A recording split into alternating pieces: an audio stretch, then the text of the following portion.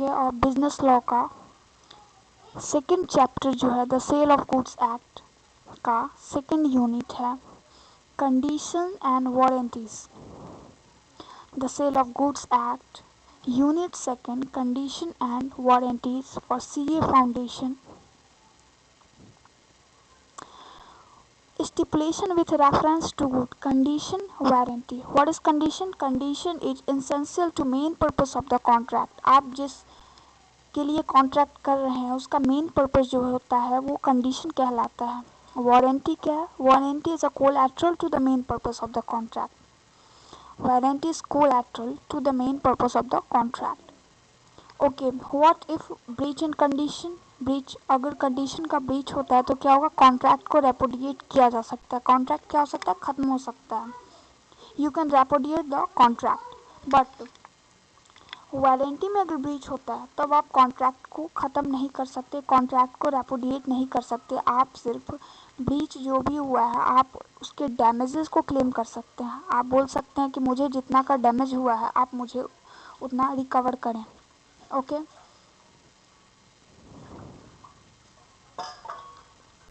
Introduction, condition and warranties.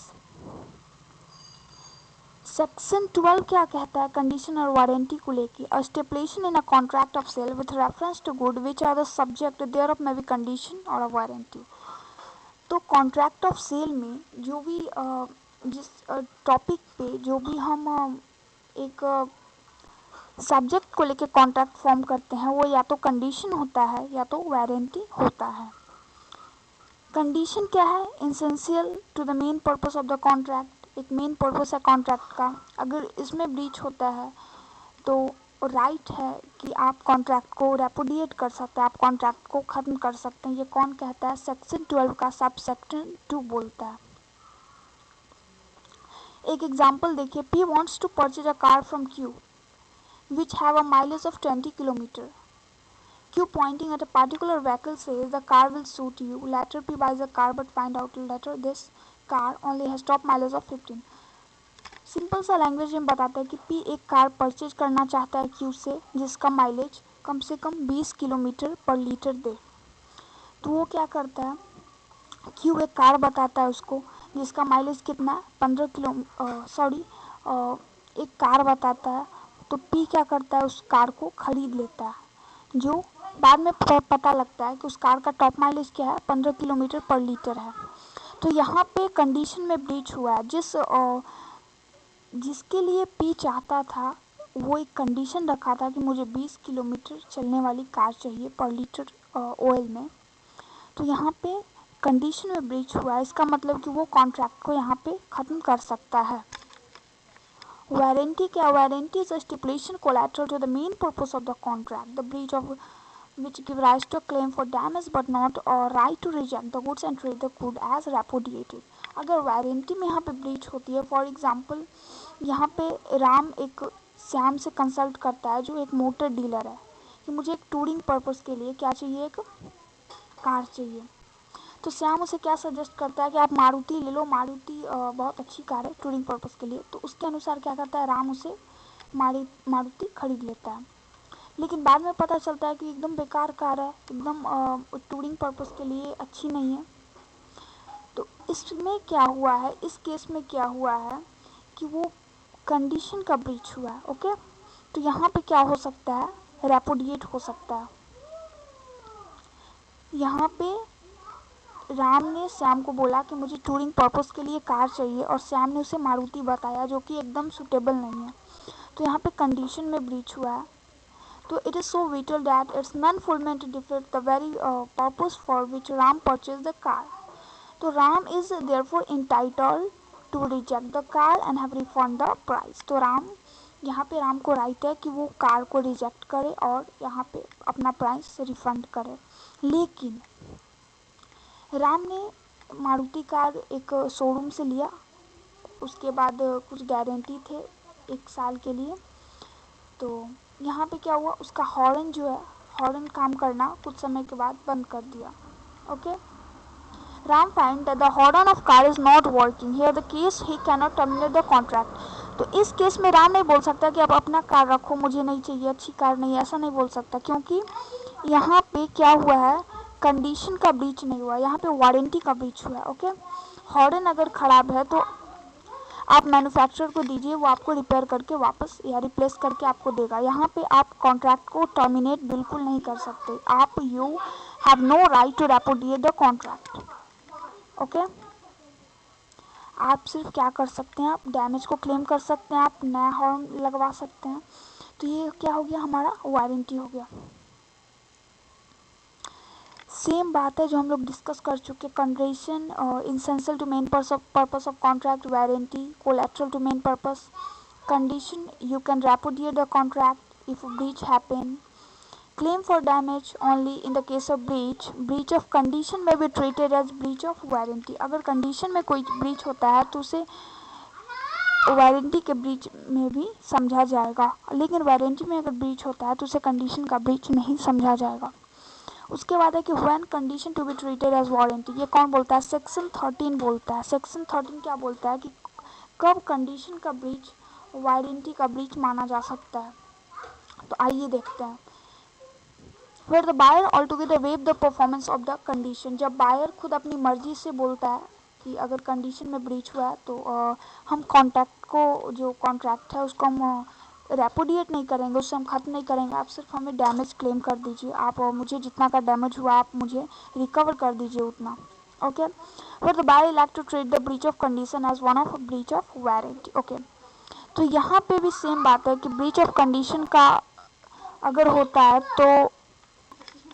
तो यहाँ पे बायर के ऊपर डिपेंड करता है कि अगर कंडीशन का ब्रीच होता है तो वो उसे वारंटी का ब्रीच समझे, अपनी मर्जी से अगर समझता है तो कोई प्रॉब्लम की बात नहीं। यहाँ पे लास्ट पॉइंट है, where the contract is non-severable and the buyer has accepted either the whole or any part of thereof.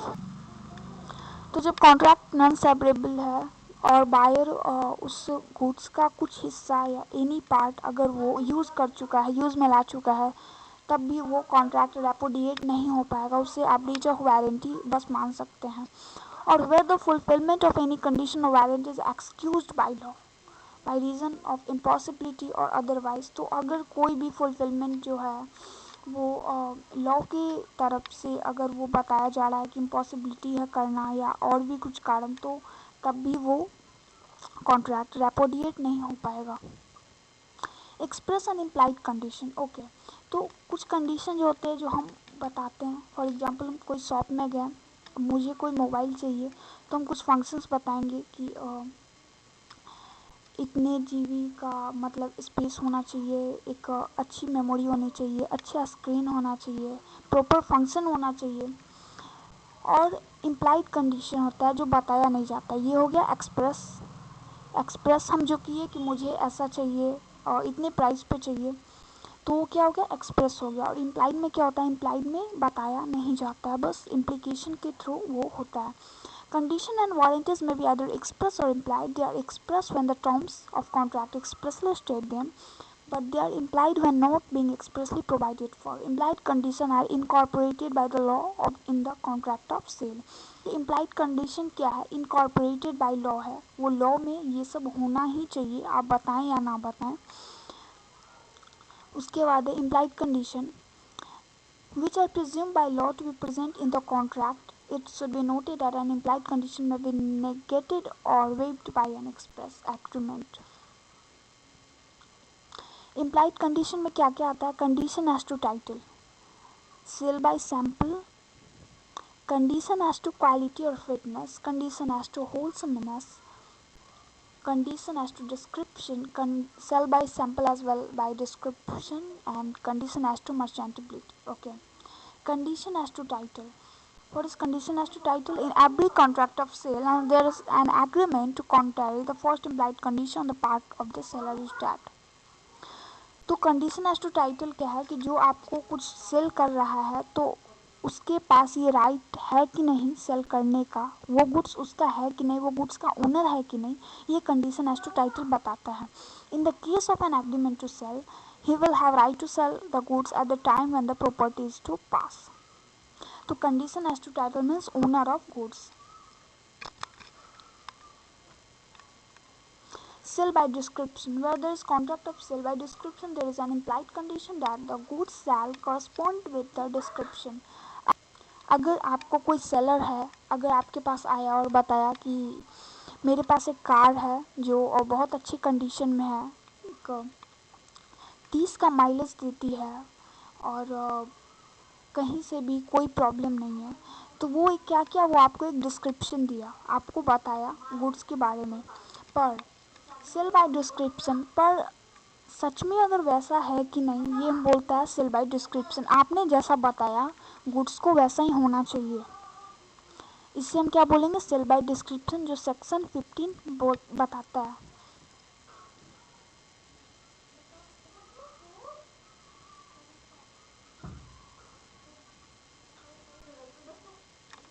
Cell by sample. Okay, sale by sample क्या है? फॉर एग्जांपल आपको मुझे कुछ अगर सेल करना है तो हमने क्या किया कि बायर के पास गए, कुछ सैंपल दिए, बायर कहा कि अच्छे हैं, आप क्या कीजिए, बल्क को क्या कीजिए, आप ट्रांसफ़र कर दीजिए बल्क ऑफ गुड्स को। तो ये क्या हो गया, सेल बाय सैंपल हो गया, कि जैसा आपने सैंपल दिया वैसा ही आपको बल्क ऑफ गुड्स भी देना है। In a contract of sale by sample there is an implied condition that bulk shall correspond with the sample in quality. Bulk का सैंपल से मैच होना जरूरी है। The buyer shall have a reasonable opportunity of comparing the bulk with the sample.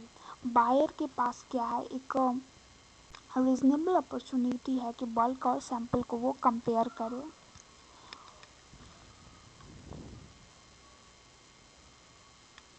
Cell by sample as well as by description section 15, ये सब हम लोग पढ़ चुके हैं।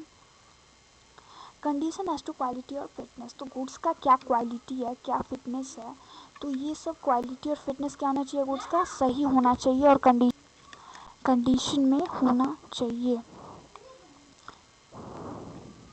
Condition as to merchantability, section 16 sub section 2, where goods are bought by description from a seller who deals in goods of that description, there is an implied condition that the goods shall be of merchantable quality. Goods should be bought by description. The seller should be dealer in goods of that description.